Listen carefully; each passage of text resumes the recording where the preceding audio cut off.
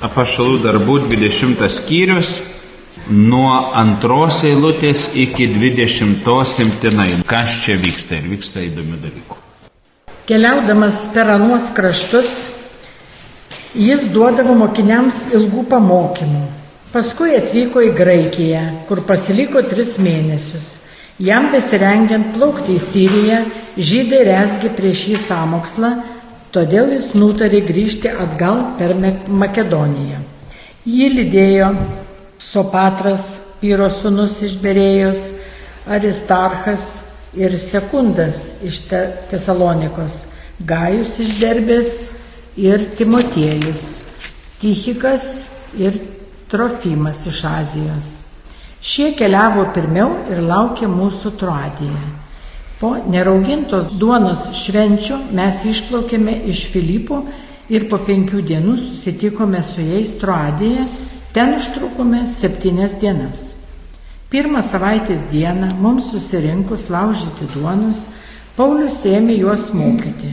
Kadangi jis žadėjo rytojaus dieną iškeliauti, tai užtęsė kalbas iki vidurnakčio. Aukštutinėme kambaryje, kur mes buvome susibūrę, degė daug žibintų. Vienas jaunuolis, vardu Eutichas, sėdėjęs ant lango, kietai įmigo Pauliui ilgiau bedėstant. Miego įveiktas, jis iš 3 aukšto nukrito žemėn. Kai jį pakėlė, jis buvo nebegyvas.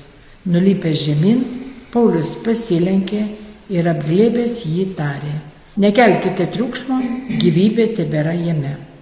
Vėl užlipęs aukštyn, jis laužė ir valgė duoną. Dar ilgai jis kalbėjo, lyg pat aušros, ir tada iškeliavo. O jaunuolį atvedė gyvą ir tai buvo nemenka paguoda. Įsėdę į laivą mes išplaukėme į Asą, kur ketiname paimti Paulių, nes jis buvo taip patvarkęs, pats norėdamas ten nuvykti pėsčias. Susitikę Ase, paėmėme jį ir nuplaukėme į Mitilenę. Iš ten, plaukdami toliau, kitą dieną atsidūrėme priešais Chiją. Rytojaus dieną pasiekėme Samą ir dar po dienos Miletą. Nenorėdamas gaišti Azijoje, Paulius nutarė aplenkti Efezą, nes kiek įmanydamas skubinosi sekmines atšvęsti Jeruzalėje. Iš Mileto jis pasiuntė į Efezą kvietimą, kad pas jį atvyktų bažnyčios vyresnieji. Jiems atėjus, Paulius prabilo: jūs žinote, kaip aš visą laiką nuo 1 dienos, kurią įžengiau į Aziją, pas jūs elgiausi, kaip tarnavau Dievui visų nusižeminimu, ašaromis ir bandymais, kuriuos teko iškęsti dėl žydų pinklių. Kaip nieko nenutilėjau, kas jums naudinga, bet kalbėjau ir mokiau tiek viešumoje, tiek po namus.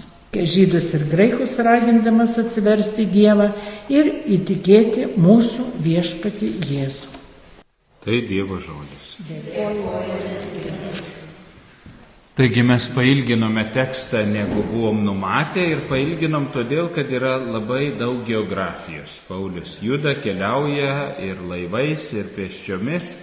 Ir ta geografija, kur atsivertus žemėlapį gale galime matyti, 2 Pauliaus kelionė, ten tie dalis tų miestų yra suminėti. Kas mums yra svarbu, kad tuometinėme pasaulyje tai buvo tolimos kelionės ir platus diapazonas, ką Paulius su laivais ar pėsčiomis apkeliavo.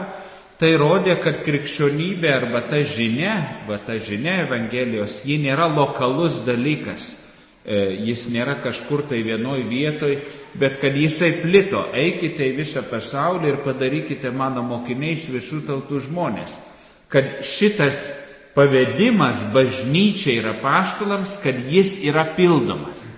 Kad jie nemanė, kad mes eisime ir padarysime į visą pasaulį, kai jau būsime ar daržus pabaigę, ar ten kažkokiai pensiją išeisim, ar ten kažkokius savo kitus planus pabaigsim, tada mes pildysim tą viešpaties užduotį.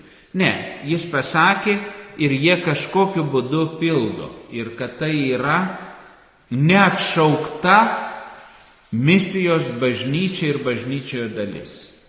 Bažnyčia turi būti nuolat judesi. Ji niekur negali pasaulyje įsikurti ir pasakyti, čia mano namai ir iš čia aš niekur nebejudėsiu, nepajudėsiu. Mes visą laiką esame judesy. Ir Pauliaus šitos kelionės, jos labai gražiai parodo, kad negalima užsisėdėti, negalima prisirišti ir kitą kartą negalime likti prie tuštėjančių bažnyčių ir nebūti ten, kur gyvena žmonės su Evangelijos žinia. Vėl prisimenam tėvas Antaną Saulaitį, kuris sakė, Čikagoje aš labai norėčiau, kad lietuvių bažnyčia būtų pastatyta ant ratukų, kad būtų galima ją stumdyti ten, kur tuo metu Čikagos apylinkėse gyvena didžiausia lietuvių bendruomenė. Nes tos istorinės vietos, kurios buvo lietuvių apgyventi kvartalai, jų verslai, jų kultūros įstaigos, jų bažnyčios, jos jau senai yra nebe lietuvių ir tada visi kiti lietuviai gyvenantis kažkur toliau turi atvažiuoti arba sugrįžti į tą vietą, bet jis klausė, kodėl ne bažnyčia nukeliauja ten, kur jie šiuo metu yra ir taip toliau. Tai bet tas supratimas, kad nieko po šitą saulę nėra nepajudinamo ir kad bažnyčia iš tiesų yra irgi judesy, nes Kristus sakė, aš esu kelias, tiesa ir gyvenimas. Bet apie tai dar išgirsime. Pradėkime nuo 22. Keliaudamas per anuos kraštus, jis duodavo mokiniams ilgų pamokymų, paskui atvyko į Graikiją. Ir mes girdim, duodavo mokiniams ilgų pamokymų. Bet iš tiesų graikų kalboje yra parašytas nedavė ilgus pamokymus. Yra kitas žodis. Jis juos stiprino ir drąsino ilgais pamokymais. Viena yra duoti ilgus pamokymus, o kita yra, kai tais pamokymais tu stiprini ir drąsini. Ir kad iš tiesų galėtum pastiprinti ir padrasinti, laikas nebėra toks aktualus. Yra svarbu atlikti užduotį. Duoti tai duoti greitai, duoti daug, duoti mažai, bet kad galėtum perduoti viltį, kad galėtum padrasinti, kad galėtum pastiprinti, mes, jeigu einam kam nors tą daryti, mes laiko per daug nežinome. Nežinome, kiek tai pareikalaus iš mūsų laiko, sveikatos, kūrybiškumo, kad tą užduotį padrasinti kažką, paguosti galėtume atlikti. Negali suplanuoti laiko. Ir tada iš šalies žiūrintiem, kur tu ten taip ilgai buvai? Tu nueini pas draugę, pas kaimynę, o jinai nesenai sužinojo, kad jinai turi onkologinę ligą. Ir dabar tu esi pirmas žmogus, kuriam tau pasisakė. Tai tugi neskubėsi sakyti, aš turiu grįžti namo. Tu turėsi kažkiek laiko pabūti su ta nauja žinia, su tuo žmogumi, kuris turi tą žinią. O grįši namo ir tavo namiškiai sakys, kur tu taip ilgai buvai? Ir tu net negalėsi, ne visada galėsi pasakyti.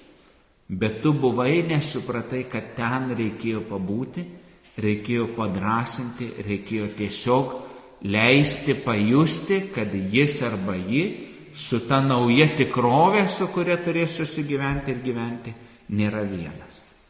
Ilgai mokiniams drąsino ir mokė. Ir tai yra paraginimas ir padrasinimas, yra skelbimo svarbiausi elementai pas Luką. Ką mes skelbėme Dievo žodį, ką mes skelbėme Evangeliją, kad mes padrasintume ir kad mes paragintume.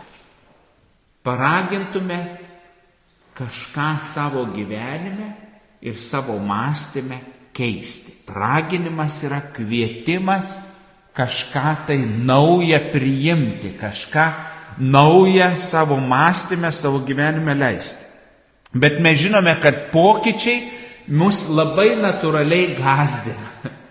Jeigu mes galime nesikeisti, mes nesikeisime, nes jie mus gąsdina. Ir tada reikia ne tik paraginti, bet reikia ir padrasinti. Kad aš būsiu kartu, aš padėsiu, tu tuose pokyčiuose nebūsi vienas viena. Ir vėlgi tam tokiam skelbimui, kuris ragina ir drąsina, reikia skirti laiko. Vat su tuo laiku, reiškiasi, mes dar matysime, kokių gali būti pasiekmių. O galiausiai jis paskui atvyko į Graikiją. Bet graikų kalboje yra parašyta tikrasis Graikijos vardas. Ir tikrasis Graikijos vardas yra Elada. Elado žemė. Nežinau, kaip mes išvertėme. Ir šiandien Graikija graikam yra Elada. O mes kažkodėl turime Graikiją taip kaip Gruzija yra jiems Sakartvelas, o tokie visokie pakeitimai. Tarsi tokie pavadinimai, kurie reiškiasi, jie kaip ir atrodo nesvarbus, bet jie yra mūsų tapatybės sąmonės dalis. Mes visada užsigaudavome, kai kažkur nuvažiavusi vakarų Europą mus pavadindavo rusais. Lygiai taip pat aš leisdavau savo užsigauti, kai mokantis Čikagoje mane pavadindavo Lenku. Manydavo, kad mes atrodom panašiai ir kad mes esam tas pats. Ir juos labai nustebindavo, kai lietuvis su Lenku nesusikalba kitaip negu anglų kalba. Sako, tai kaip jūs kalbate tarp savęs angliškai? Todėl, kad dabar sakau, pasiklausykite Lenkų kalbos ir dabar pasiklausykite lietuvių kalbos. Tu įsivaizduoji? Tai va, tokie visokie gražūs skirtumai, kuriuos, jeigu galime, stenkime pagerbti ir naudoti. Dabar žiūrėkite, jis atvyko į Graikiją, kur pasiliko 3 mėnesius. Jam besirengiant plaukti į Siriją, žydai rezgė prieš jį sąmokslą. Todėl jis nutarė grįžti atgal per Makedoniją. Jis ten pasiliko 3 mėnesius, todėl, kad jis atvyko žiemą. Ir jis pasiliko Korinte, o žiemą laivai neplaukė. Yra tiesiog laikas, kada kelionės nevyksta dėl gamtinių sąlygų. Šiandien mes kažkaip daug lengviau tą įveikėme, bet tada vis tiek gamta diktavo savo ritmą. Ir jis ten pasilieka 3 mėnesius ir ką jis padaro? Jis ten parašo laišką romiečiams, juk jis po Jeruzalės žada vykti į Romą ir iš Romos vykti į Ispaniją. Tiek toli su Evangelijos žinia. Tai jis parašo laišką romiečiams. Ir laiške romiečiams, kuris yra sekantis laiškas po Apaštalų darbų knygos, 16 skyrius 23 eilutė.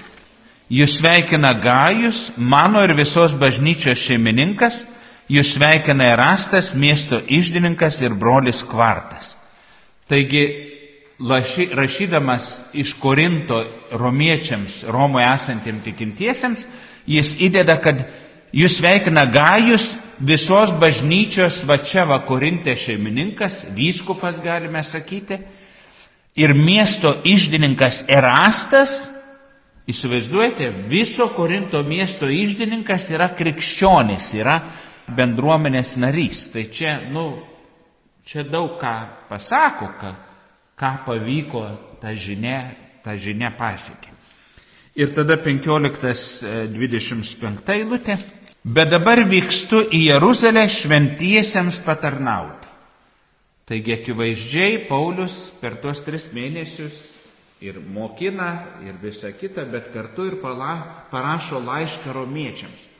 Ir dabar, kai mes jau Pauliaus tas keliones ir tą šnekėjimą žinome, ar neatsiranda noras dabar netrukus, kaip galima greičiau paskaityti, o tai ką jis tiem romiečiam, būdamas Korinte, parašė. Va taip, Naujasis testamentas, taip tie laiškai tampa gyvų dalykų. Jie mūsų intriguoja, nes mes jau žinome aplinkybės ir visa kita, kur tas vyksta ir kodėl vyksta. Ir tos Naujojo testamento tekstai, jie įgyja tam tikrą kontekstą, kuris tampa mums patrauklus ir įdomus. O dabar žiūrėkite, kas tuo metu atsivyksta jam berašant. Žydai rezgė prieš jį sąmokslą, todėl nutarė grįžti atgal per Makedoniją. Žiūrėkite, kokį rezga sąmokslą ir jis nusprendžia nebekeliauti iš Korinto laivu, bet grįžti per Makedoniją pėsčiomis ir kitus įsiunčia laivu. Nes galimai žydų piligrimai vykstantis į Jeruzalę, į Pesecho, į Paschos šventės, metinės šventės, žydai, jeigu gali, turi vykti į šventyklą. Ir tas sąmokslas yra susijęs su galimybę nužudyti Paulių. Išmesti iš laivo ar pastumti, ar kažkokiu būdu padaryti, kad jis Jeruzalės jau nebepasiektų. Ir Paulius nusprendžia, kad jis vyks tada ne su jais, nes laive daug sunkiau yra pasislėpti arba apsiginti. Va čia jums Paulius, bažnyčios šūlas, didysis apaštalas, teologas, mes be jo nesuprantame. Buvo kas supranta. Ir pozicija iššaukė opoziciją. Ir kodėl jūs mums nesakote anekdotų? Kodėl jūs nebesakote anekdotų? O tai kada pasakyti ką nors rimtą? Nes jeigu pasakysi ką nors rimtą, tai tada tu pradedi nebetikti, nebepatikti. O kai kuriem tai net ir sukelia tokį atmetimo, priešiškumo jausmą. Ir norintis būti Kristaus mokiniai, norintis būti tikinčiaisiais, norintis šiandien būti katalikai, neišvengiamai atrasime save iššaukianti kažkokį tai priešiškumą ir kad su mumis netaip susijusi artimai žmonių priešiškumą iššaukiam, tai maty galas. Bet kai labai artimoje aplinkoje iššaukiam priešiškumą, va tada galvoji, čia jau kvepia kaina. Čia jau kvepia kaina, kurią nežinau, ar aš pasiruošusi mokėti. Ar čia tikrai tikėjimas yra geras dalykas, jeigu jis gali kainuoti mano artimų žmonių ir meilę, ir priėmimą, ir visą kitą. O čia jau prasideda, reiškiasi, tas vaikščiojimas. Visi sako peilio ašmenimis, o mes sakom kryžiaus briauna. Kryžiaus briauna. Nes vėlgi, jeigu tai neapvalus medis, jeigu nepataikai užsidėti ar uždėti, gali labai aštriu kampu prie to kryžiaus prisiliesti. Labai aštriu kampu. Taigi, kas atsitinka, jį lydėjo Sopatras, Pyros sūnus iš Berėjos, Aristachas ir Sekundas iš Tesalonikos, Gajus iš Derbės ir Timotiejus, Tichikas ir Trofimas iš Azijos. Jie iškeliavo pirmiau ir laukė mūsų Trojadai. Taigi pamini 7 vyrus, 7 Pauliaus tarsi bendradarbius iš skirtingų Makedonijos, Graikijos, Azijos vietų. Jie yra skirtingų bažnyčių atstovai, lydintis Paulių, lydintis į Jeruzalę ir galimai susiję, nes jų bendruomenės yra prisidėję prie rinkliavos Jeruzalės bažnyčiai. 1 Korintiečiams vėl atsiverskime, 16 skyrius, 1-3 eilutės. Su rinkliava šventiesiems padarykite taip, kaip aš esu nurodęs Galatijos bažnyčiams. Kas pirmąją savaitės dieną kiekvienas iš jūsų te atideda sutaupęs, kiek galėdamas, kad rinkliavos neprasidėtų tik tai man atvykus. Atvykęs aš pasiųsiu į Jeruzalę žmonės, kuriuos jūs nutarsite esant tinkamus, kad jie su lydimais raštais nugabentų jūsų meilės dovaną. Taigi tos bažnyčios vyksta su Pauliumi į Jeruzalę šventiesiam, persekiojamai tuo metu bažnyčiai, nugabenti jų dovaną, rinkliavą.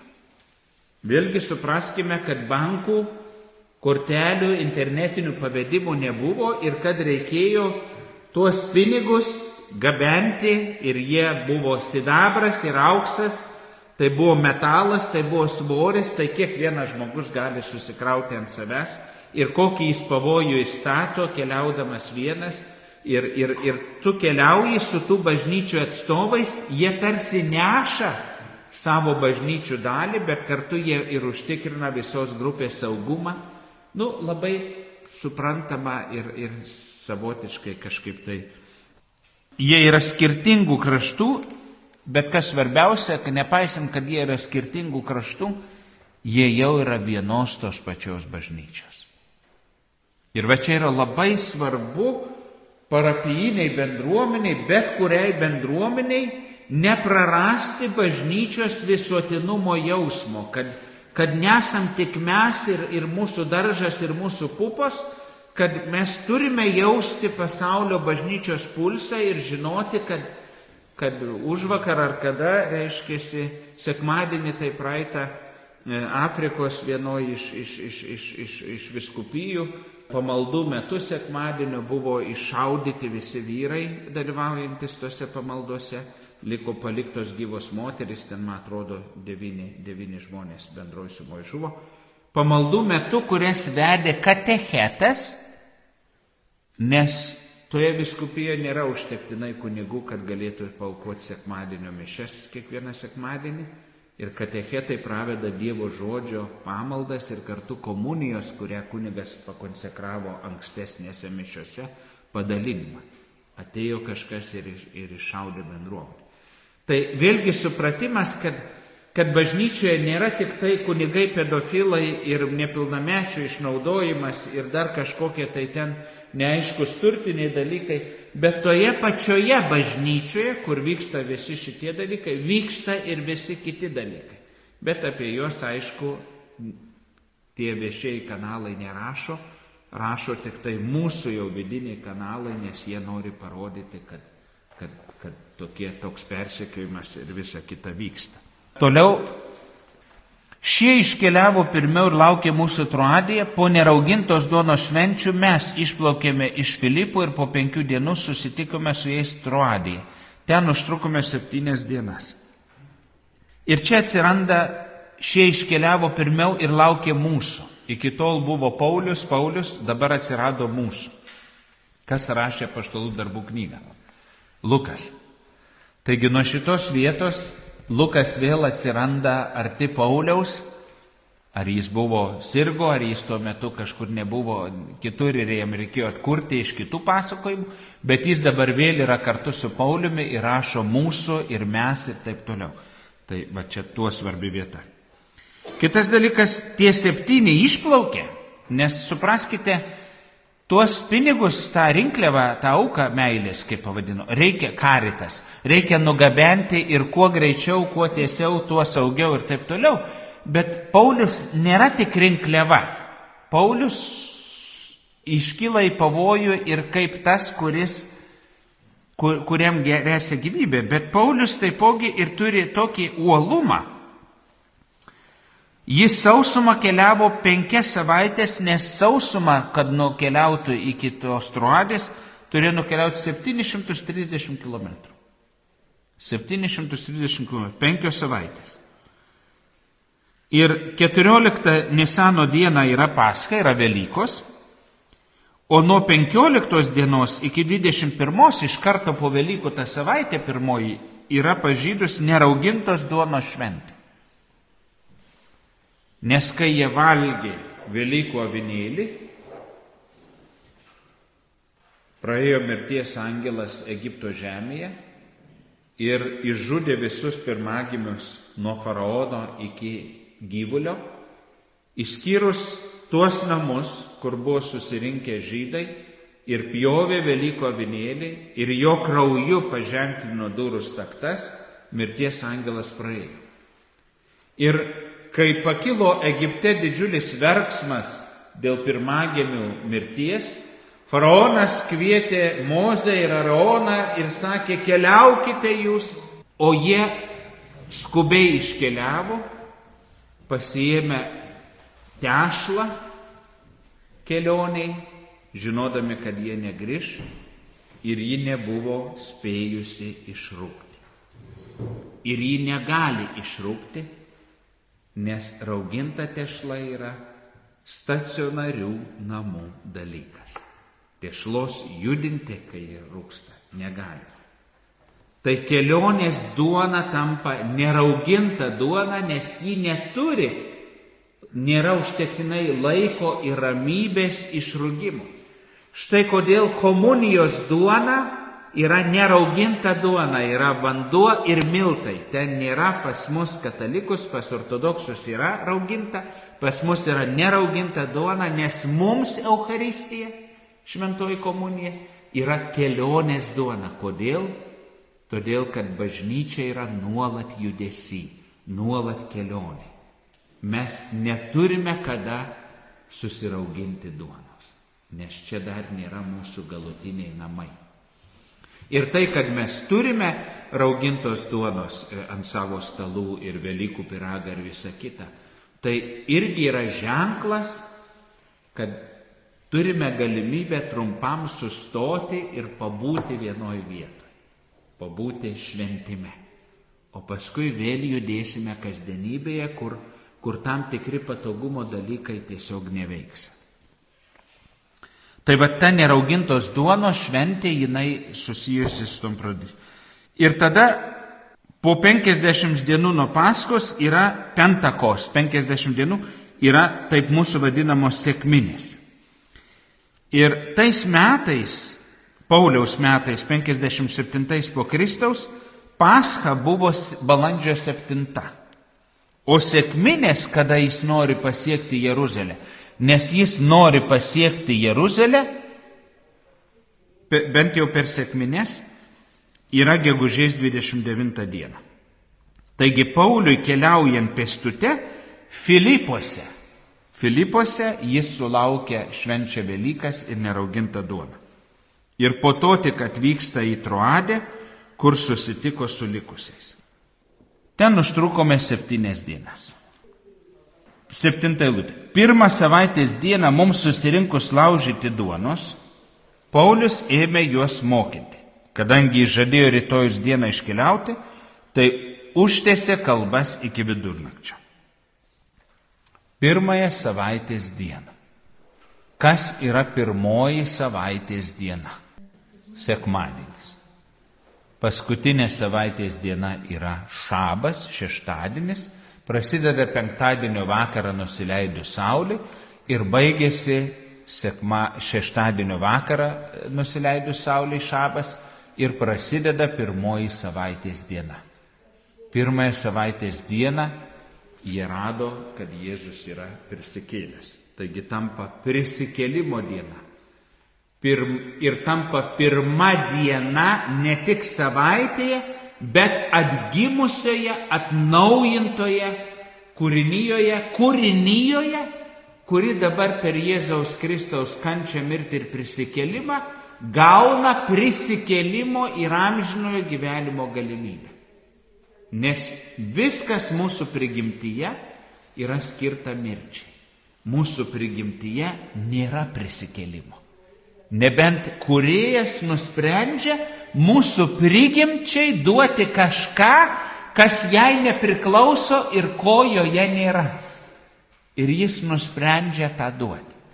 Jis nusprendžia duoti mums amžinai gyvenimą. Prisikėlimą ir amžinai gyvenimą. Ne nemirtingumą. Ar suprantate? Mirtingumas neišvengiama. O po to kas? Paminklas ir daugiau nieko. Arba amžinas gyvenimas su Jėzumi ir Jėzuje. Taigi, tai tampa naujos kūrinijos, kur Dievo karalystė, Dievo viešpatavimas, Dievo amžinas viešpatavimas įsiveržia per Jėzų Kristų ir jo bažnyčią jau į šitą gyvenimą. Mes jau ragaujame amžinybės, kurios net mirtis negalės iš mūsų atimti. Tai bus lengstis, tai bus duris, kurias mes turėsim praeiti. Tai yra mūsų šitos prigimties dalis. Bet mūsų prigimčiai mums yra duota daug daugiau negu prigimtis. Ir mes tikėjimu Jėzų Kristų tą priimame. Taigi pirmoji savaitės diena yra 8 diena arba naujos kūrinijos diena ir mes tą dieną išgyvename, va šitą naujumą ir juo dalinamės, nes koks yra tavo sekmadienis, tokia yra tavo amžinybė. Nes mes turime sekmadienį išgyventi kaip tą nemirčiai skirtą laiką. Todėl jis turi būti skirtas Jėzui, tikėjimui, meiliai, artimo meiliai, todėl kad tai yra amžinatvės dalykai. O darbas yra mirties dalykas. Mums amžinybėje nebereiks dirbti. Tai mes stengiamės bent jau tą dieną turėti, užtat ir sekmadienį nei pasnikai negalioja, nei kas nors. Sekmadienis yra tos amžinatvės įsiveržimas į mūsų ir mes turime tą sekmadienio tradiciją išgyventi kitaip. Liudyti, kad galima kitokia. Taip, visos kitos dienos bus tikriausiai nedaug skirsis nuo visų kitų. Bet sekmadienis pas mus skirsis, o pas juos ne. Bus dar viena nepabaigtų darbų diena. Ir žmonės, kurie atranda sekmadienį ir pradeda iššvęsti, jie sako, mūsų kažkaip kitaip ir gyvenimas susidėlioja, ir prioritetai susidėlioja, ir kažkas keičiasi, nes tu įsileidi amžinybę. Tu per tą sekmadienio šventimą įsileidi amžinybę. Aš per daug čia šneku, atleiskit, bet ką darysi? Noriu paraginti ir noriu padrasinti. Taigi, pirmąją savaitės dieną štai kas atsitinka. Bet dabar žiūrėkite, o va čia va, Truadėje. Kada ta pirmoji diena? Ar tai buvo šeštadienį vakare, šabui pasibaigus jau čia tas vakaras? Ar čia buvo sekmadienio vakaras, kada jie ten susirinkė? Ir egzegetai niekaip nesutarė, nes pas mus realiai pagal žydišką sampratą ta pirma savaitės diena prasideda šeštadienio vakare saulei nusileidus ir šabui pasibaigus. Bet čia sako, kadangi reikėjo kažkaip tai per daug pasidarė sumaišties, ypatingai kai buvo išvaryti krikščionys iš sinagogos, nebeleido jiems būti sinagogos dalimi ir jie rinkosi namų bažnyčioje. Tai tu eini šabą atbūni, jeigu tu esi žydas, kaip žydas su žydų bendruomene. Šabas pasibaigė, ar tu eini tada švęsti Eucharistijos? Buvo kur eina ir buvo kai nebėjo. Ir jie kitą vakarą, sekmadienio vakarą, rinkdavosi jau tik tai žodžio klausimo ir duonos laužimo. Ir egzegetai mano, kad šitoj vietoj čia vyksta sekmadienio vakarą. O kodėl sekmadienio vakarą, o ne rytą? Todėl, kad Romos imperijoje žydams buvo leidžiama šabą turėti tik tai šeštadienį. Jie galėjo nedirbti, jie galėjo rinktis ir taip toliau, nes tai buvo jų tikėjimo dalis. Bet niekam kitam daugiau nebuvo duota kito laiko, kada jie gali rinktis. Tai krikščionys negalėjo neiti į darbą sekmadienį. Romos imperijoje tai būtų nesuprastas dalykas. Tai buvo elementari darbo diena ir jeigu tu žydas, tai tu jau turėjai savo išeiginę. Va ten jau ir taip. Tai ko dar tu nori? Tai jie sekmadienio vakare galėjo rinktis tik po visų darbų. Tada, kada jau atlikę darbus eina su šeima valgyti ir miegoti, jie galėjo rinktis su bažnyčia ir švęsti tikėjimą. Nebuvo jiems skirto laiko sekmadienio šventimui. Žiūrėkite, kas atsitinka. Paulius ėmė juos mokyti, kadangi žadėjo rytojus dieną iškeliauti, tai užtęsė kalbas iki vidurnakčio. Aukštutinėme kambaryje, kur mes buvom susibūrę, degė daug žibintų. Tai degė daug žibintų, tai ne elektros. Tai tie žibintai buvo aliejus kažkoks, tai kažkas ten degė. Ir tame aukštutinėme kambarį, kai tie žmonės su tais žibintais iš savo namų atėjo tamsiomis gatvėmis ir pasišviesti, jiem reikės pareiti su tais žibintais namo. Taigi ten ten sunešta yra tų žibintų ir tai mažam kambarį daug žvakių žinome, kad išdegina deguonį. Jeigu pradeda trūkti deguonies, atsiranda natūralus toks visa kita. Panašu, kad jaunuolis sėdėjo prie langų, jam kaip ir deguonies neturėjo trūkti, bet vis tiek per langą išeina tas visas smogas. Tai tu jo pakankamai nemažą kiekį gauni tame nedidelėme kvadrate, kuriame tu sėdi, nes per ten sueina koncentruotas, reiškia, oro pasikeitimas. Jie laužyti duonos, tai yra dalintis maistu. Jie susirinko laužyti duonos. Ir Paulius mokė juos, ėmė juos mokyti, o iš tiesų egzegetai sako, juk jis Korinte neseniai buvo parašęs laišką romiečiams. Tai jūs matytumėt, kas tas laiškas yra apie tikėjimą, ten nuo proto nušokti galima, koks ten yra teologinis, reiškiasi, veikalas, laiškas romiečiams. Mes kažkada jį irgi studijuosim, nes protestantų bažnyčioje tai yra raktinis tekstas po Evangelijų, laiškas romiečiams, nes sukala, kas yra tikėjimas ir taip toliau. Tai panašu, kad Paulius tiek laiko skyrė šitam tekstui, galimai tikrai dalinosi tuo tekstu, ar santrauką bandė perduoti, ar kažkaip kitaip, ir ten yra, Dieve mano, daug. Ir vėl čia intriga tam laiške romiečiams. Tai kas ten yra pasakyta, kad net va šitiek praleido laiko. Ir kur jie susirinkę? Jie susirinkę aukštutinėme kambaryje, kur mes buvom susirinkę, susibūrė degė daug žibintų.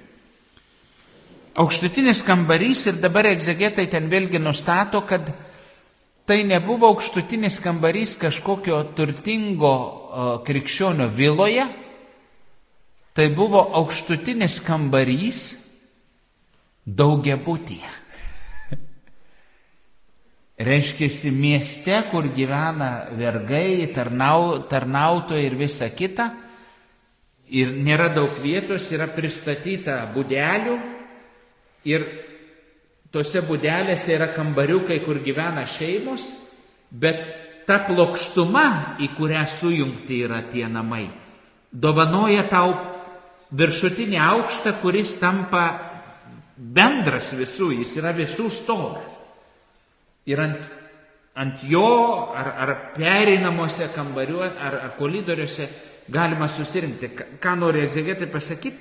Kad tai buvo darbininkiškoje aplinkoje, reiškiasi ne kažkokioj viloj, tai buvo dirbančių žmonių, tarsi daugiabučio kažkokioj bendroj erdvėj, foje, ar vienu žodžiu, ten tas susirinkimas. Dabar kas atsitinka? Vienas jaunuolis vardu Eutichas, sėdėjęs ant lango, kietai įmigo, Pauliui ilgiau bedėstant. Miego įveiktas, jis iš 3 aukšto nukrito žemėn. Kai pakėlė, jis buvo nebegyvas.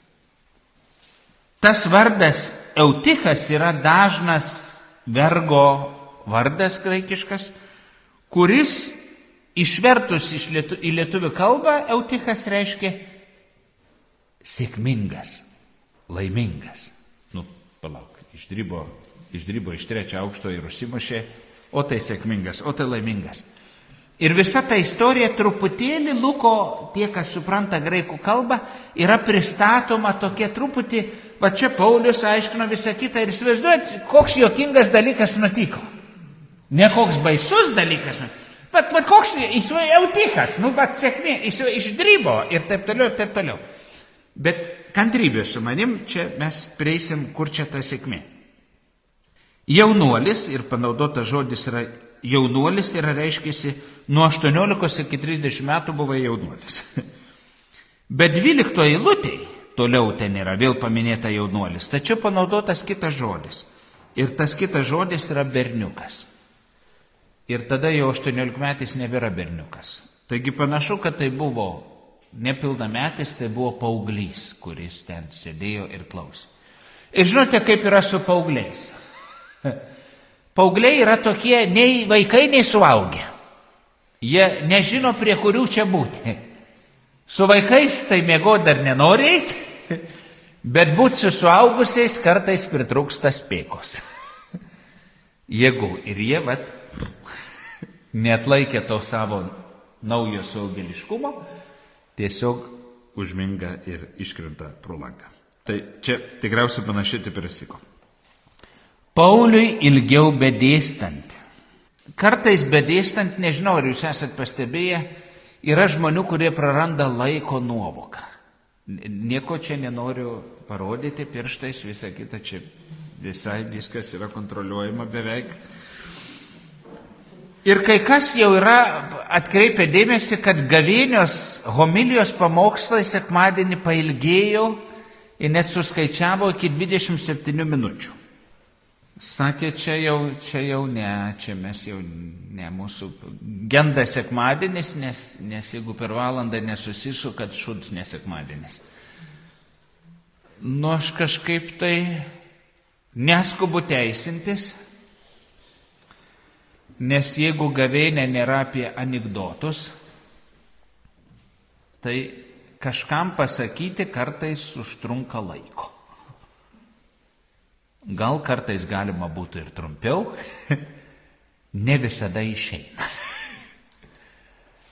Tai tiesiog, aš aišku atsiprašau, bet dar ne vienas neiškrito per langą, tai vilties yra, bet būsim dėmesingi, aišku, galima parodyti į laikrodį ir visą kitą.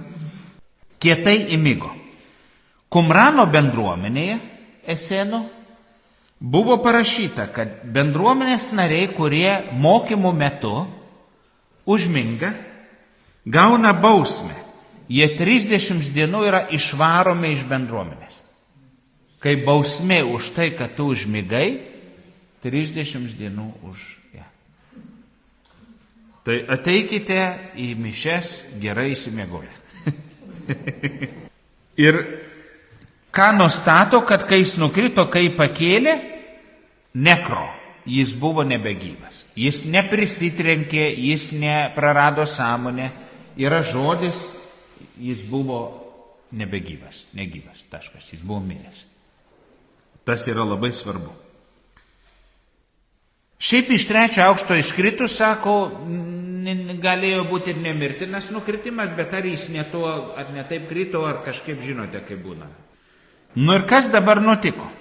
Nulipęs žemyn, Paulius pasilenkė ir apglėbęs jį tarė, nekelkite triukšmo, gyvybė tebėra jame. Nulipo žemyn, apglėbė, o iš tiesų yra žodis užgulė. Užgulė. Ir apglėbė. Tada apkabino užgultą ir tada tarė kitiems, nekelkite triukšmo, jame yra gyvybė, gyvenimas.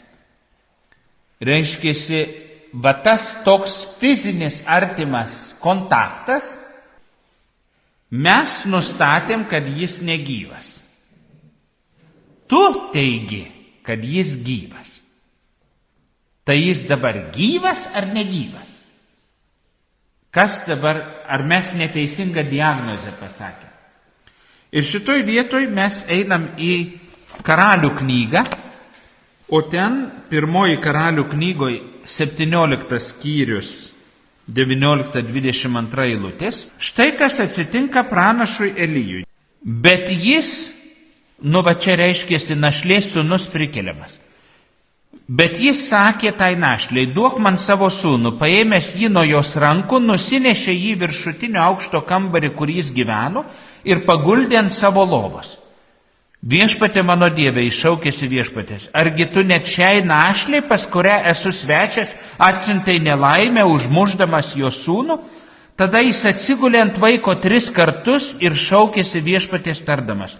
Viešpatė mano Dieve, maldauju, te sugrįžta šio vaiko gyvastis į jo kūną. Viešpats išgirdo Elijo maldavimą, vaiko gyvastis sugrįžo į jį ir jis atgijo.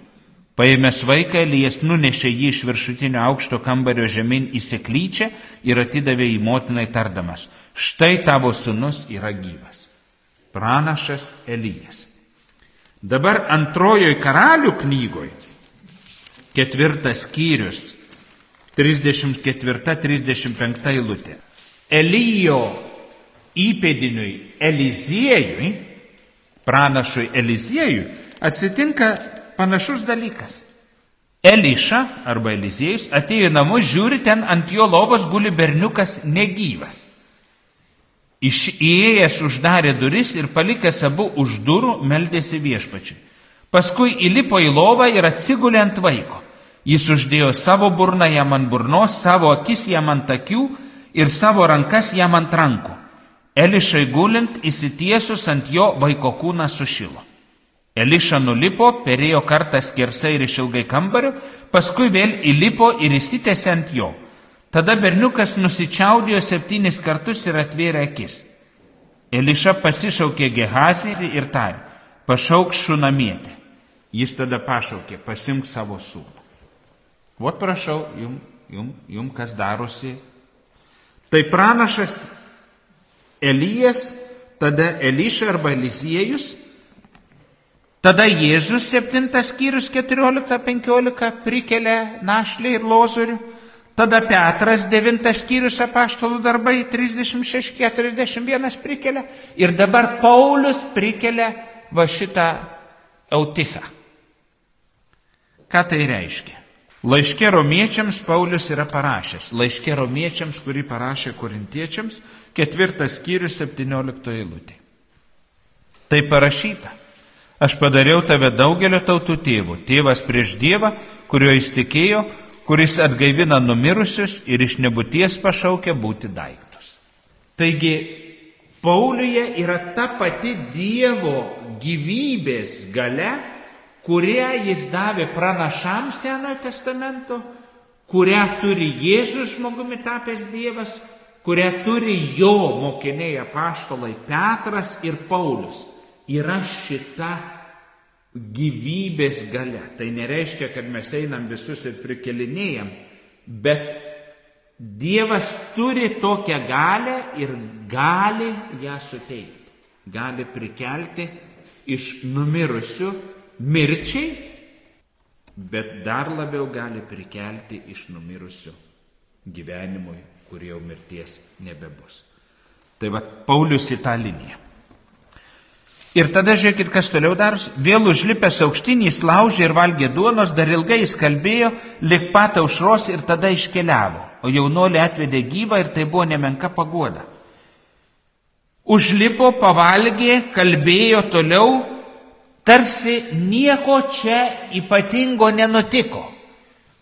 O tikintieji, kai atvedė jaunuolį gyvą, tai buvo nemenka paguoda, tai nebuvo kažkoks džiaugsmas, stebuklas, visi švenčiam dabar, žinai, visą kitą. Ne, Paulius toliau moko, ko jie ten susirinko, jis toliau aiškina tikėjimą, jis neleidžia šitam įvykiui nutraukti skelbimo, nes ne tai yra, mums nemirtingumas yra mūsų žinios dalis, prisikėlimas.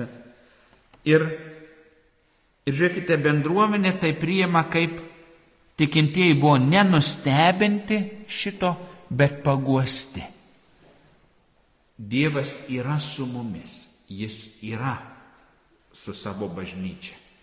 Jis neleidžia, reiškia, jis nedaro stebuklų dėl stebuklų, jam rūpi bažnyčios užduotis, skelbimo užduotis.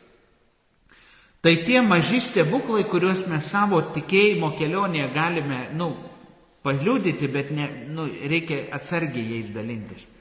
Jie yra mums paguoda, jie mažučiai dalykai, kur netikinti žmogus nesupras. O tikinčiam galim pasakyti.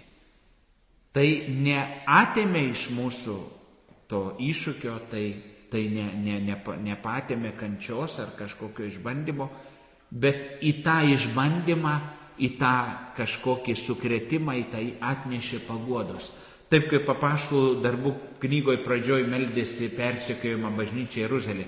Tu nepanaikink persekiojimą, tu ne viską padaryk, kad čia mums būtų viskas lengva ir gerai. Tu duok mums atsikvėpti. Karts nuo karto duok mums įkvėpti jėgų, nes mes plaukiame ir žinom, kad nieko nebus, reiks plaukti, bet duok mums įkvėpti tokio oro, kad mus padrasintų. Tai bet šitas yra mūsų tikėjimo kelionė. 13. Įsėdę į laivą mes išplaukėme į Asą, kur ketinome paimti Paulių, nes jis buvo taip patvarkęs, pats norėdamas ten nuvykti pėsčias.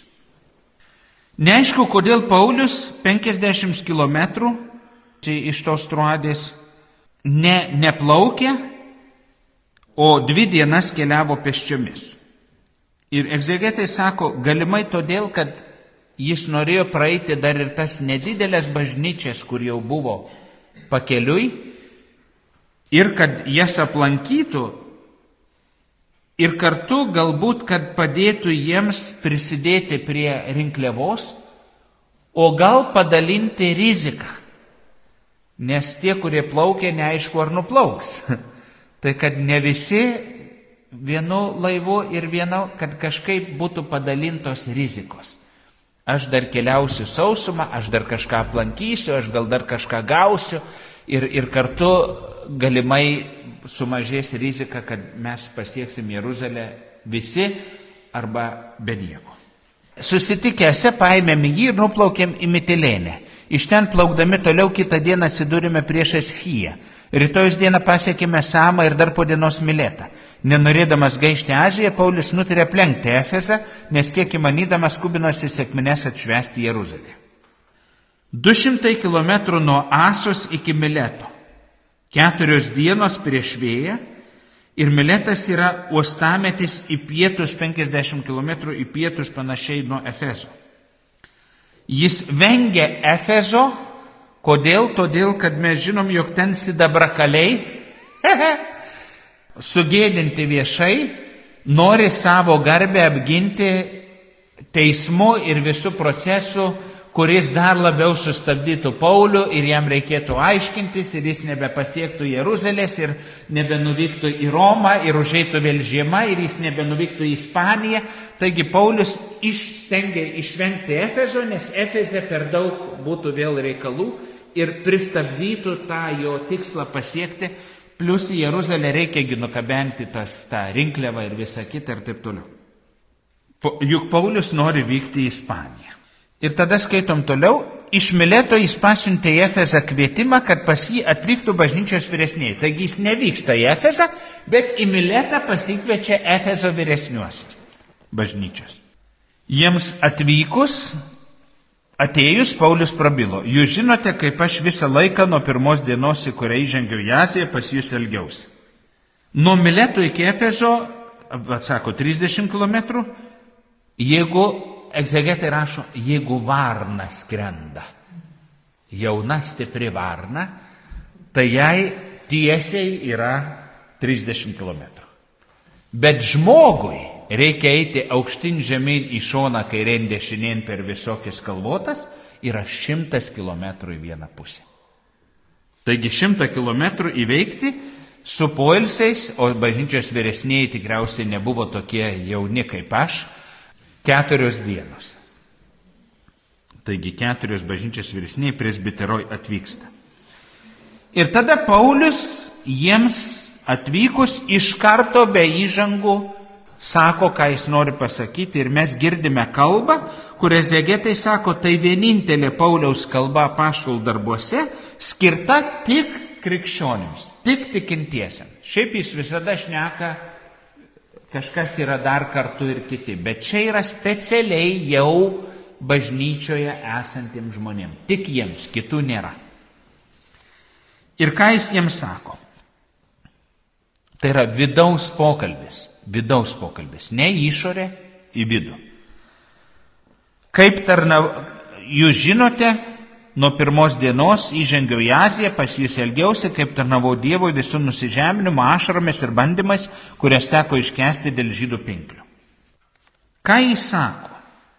Kad jis tik įžengęs viešai kalbėjo.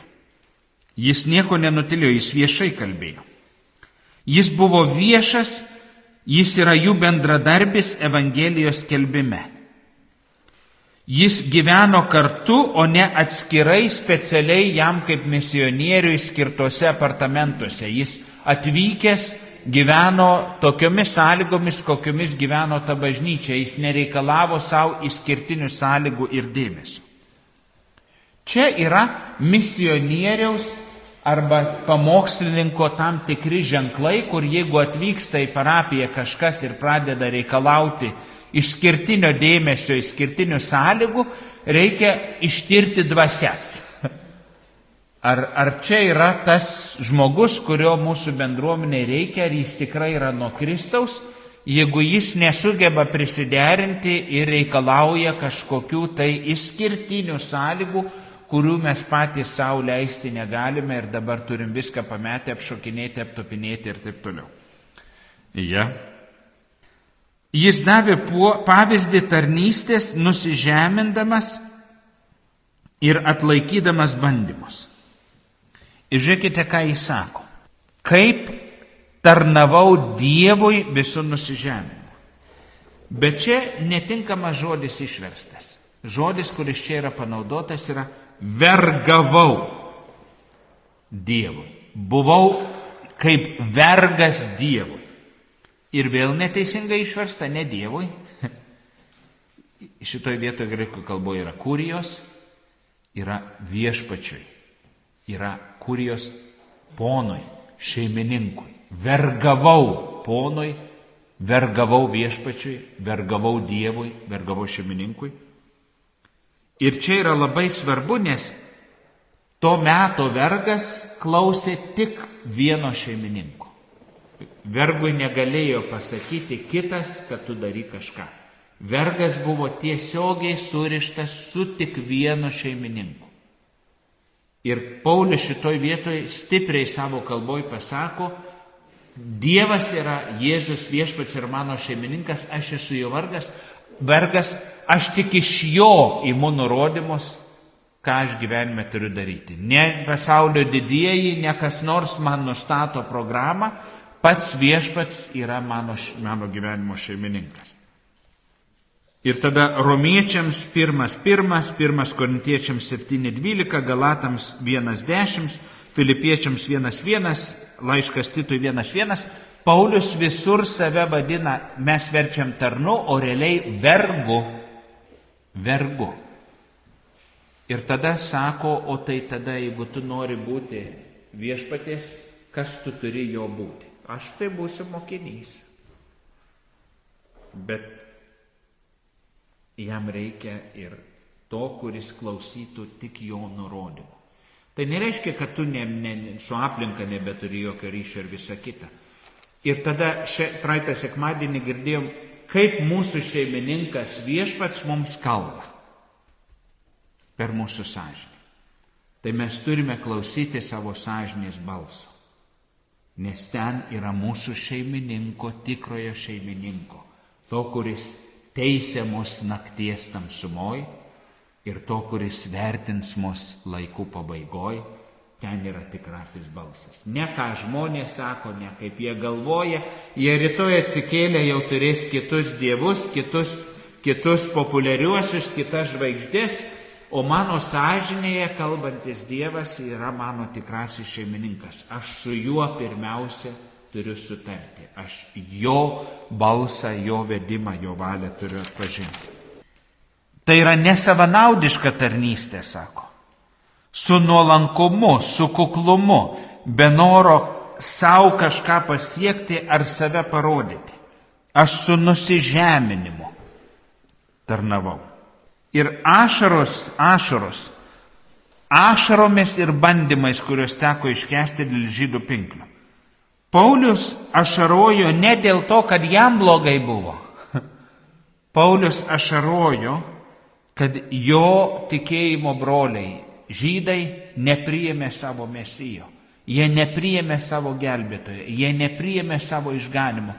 Jis pergyveno dėl savo tautiečių, jis su ašaromis, jis ašarojo dėl netikėjimo, dėl priešiškumo, dėl bandymo, dėl sąmokslo jam pakenkti, nes tai ne jam pakenkimas, tai mėginimas pakenkti viešpačiui, kurio vergas ir įrankis jis yra. Va tas. Ir tada mes žinome šventieji kankiniai, kai jų istoriją žinome, jie verkia ne dėl to, kas jiems yra daroma. Jie verkia ir pergyvena dėl to, kas yra daroma tam, ką jie atstovauja. Tai Evangelijos žiniai, tai vilčiai, kurią bandydami sunaikinti juos, jie atstumia ir atmeta. Viešpatie, jie nežino, ką daro.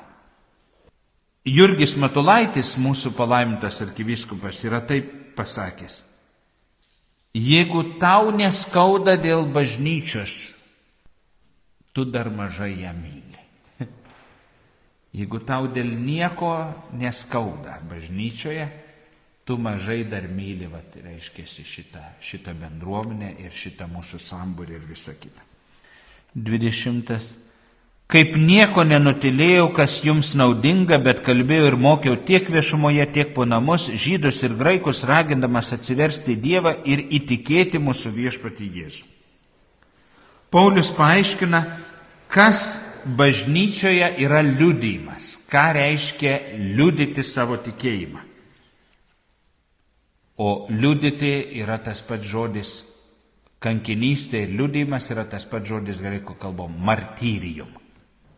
Nori liudyti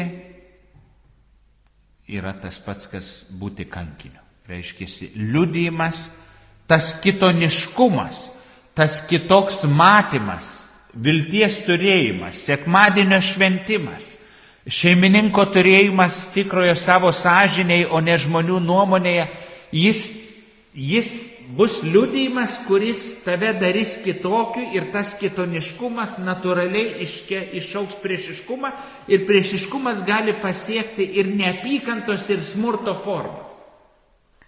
Gali būti netgi toks ryšys, kaip vadinama baltoji kankinystė, kur aš juokiuosi, aš pastaruoju metu šiek tiek susilaukiu tokio nepelnyto populiarumo. Ir aš priimu kaip kankinystės formą. Tai, kad šneka, tai, kad komentuoja, tai, kad neteisingai komentuoja, visa kita.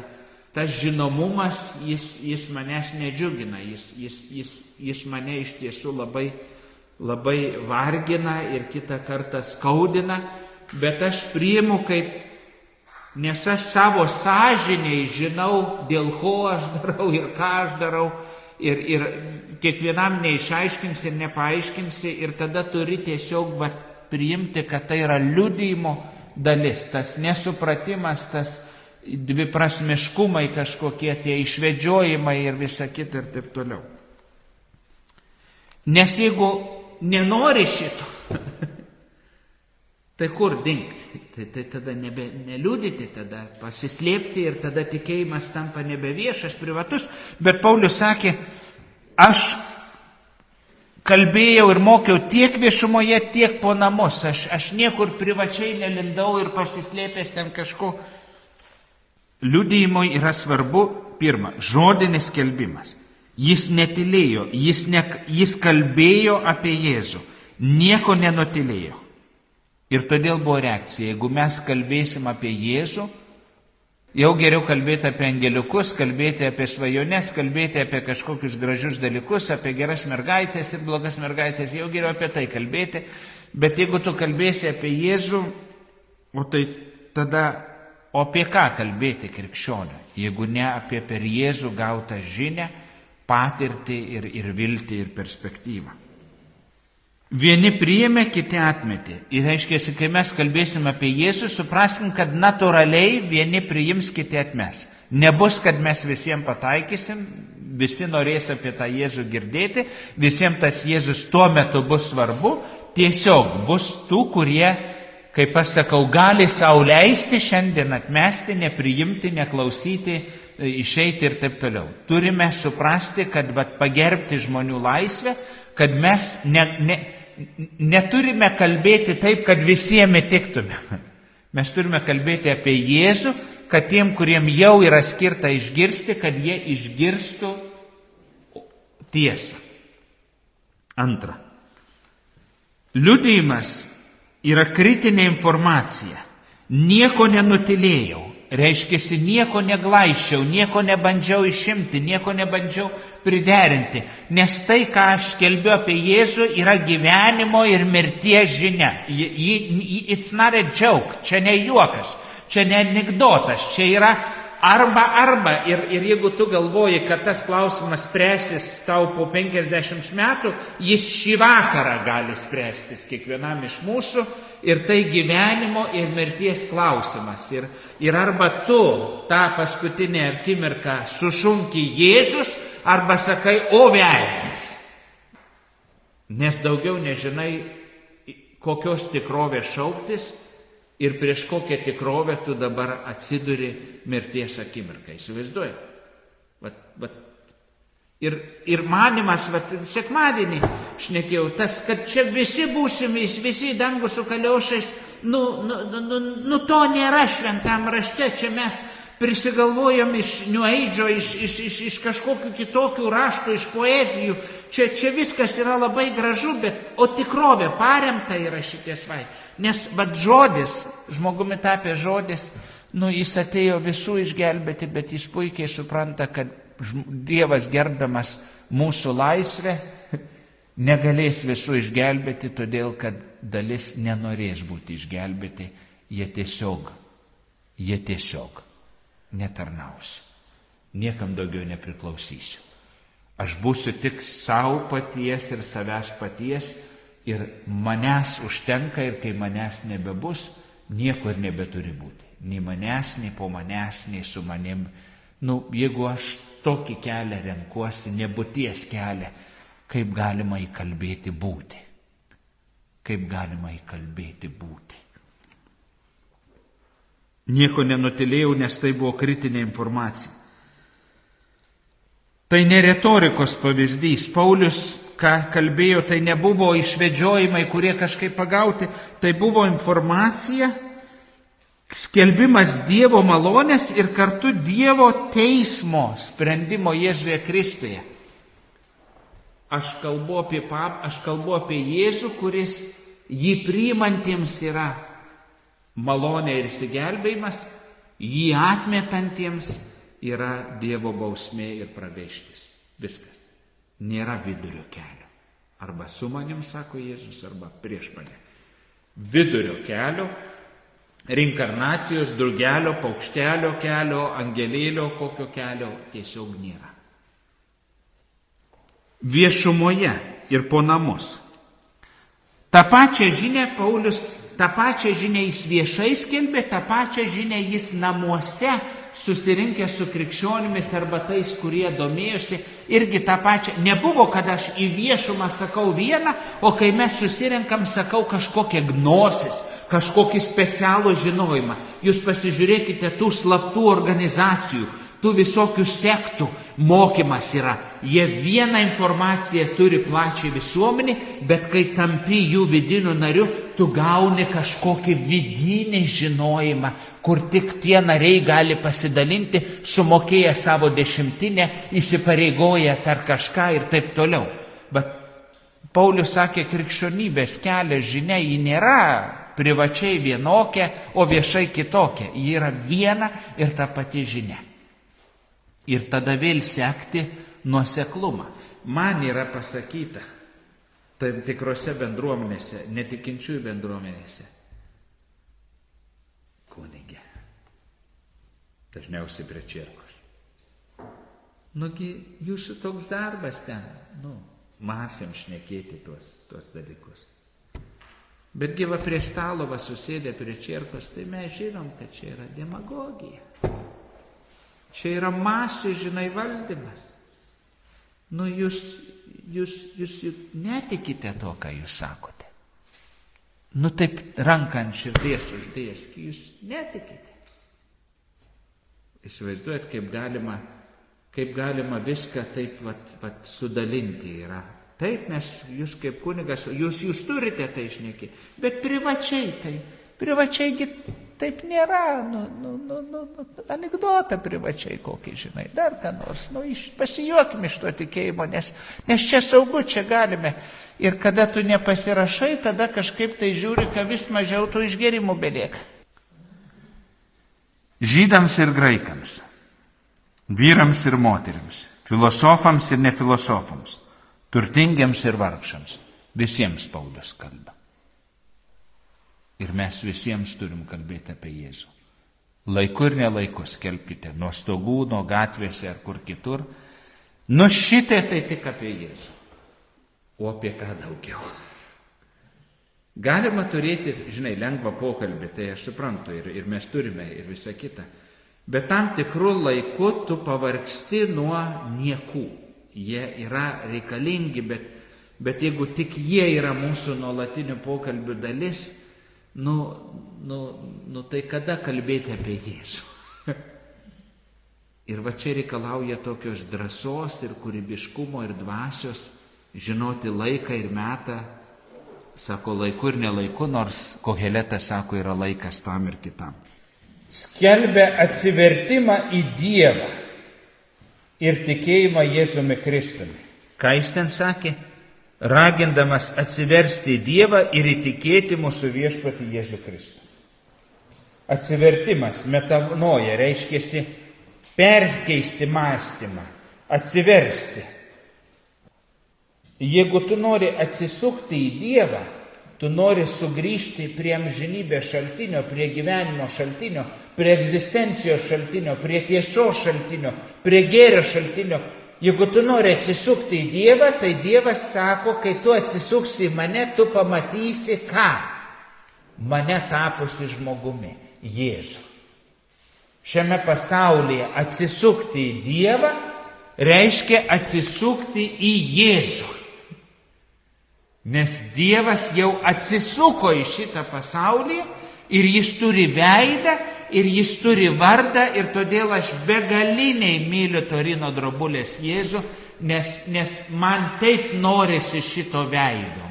Man norisi, kad mano Dievas turėtų veidą. Ir jis turi veidą. Ir tie mūsų paveiksliukai Jėzaus ar širdies, ar ant Marijos rankų laikomas kūdikėlis, tai tam, kad Dievas turi veidą, bet jis turi veidą, Jėzaus veidą iš Nazareto. Jėzaus veidą. Va kodėl yra taip svarbu suprasti, kas yra Jėzus ir kad mūsų tikėjimas be Jėzaus arba ne per Jėzų ir kalbant tik apie Dievą ir nepaminint Jėzaus yra kažkoks nesusipratimas. Nes Dievas nesupranta, kaip tu gali mane norėti mylėti ir norėti mane pažinti ir į mane išgirsti, nesiklausydamas manęs, nes aš esu Jėzus, aš esu Dievas, žmogumi tapęs Dievas. Ar jūs suprantat, kas nutiko? Ką Dievas tapęs žmogumi įsikūnydamas padarė? Tai, kas yra Šliogeriui transcendencijos tyla. Mums nėra jokia tyla. Mums yra Jėzus kalbantis mums, susitinkantis su mumis, duodantis savo dvasią, leidžiantis prisiliesti. Mes į Eucharistijoje galim valgyti. Kas gali būti intimiau? Ir maištingas galvojimas apie Dievą, apie pasaulį, apie save, iškreiptas gyvenimas, be tarnavimo pagal Dievo nuostatus. Nuo to nori, nuo to iškreipto galvojimo apie kas aš esu, kas yra pasaulis, kas yra Dievas. Jėzus viską sugrąžina, Dievo mintį, kas yra žmogus, kas yra pasaulis, kas yra Dievas. Jis viską paaiškina. Ten, kur mes iškraipėm per laikų, per nesupratom, jis vėl sugrąžina Dievo mintį.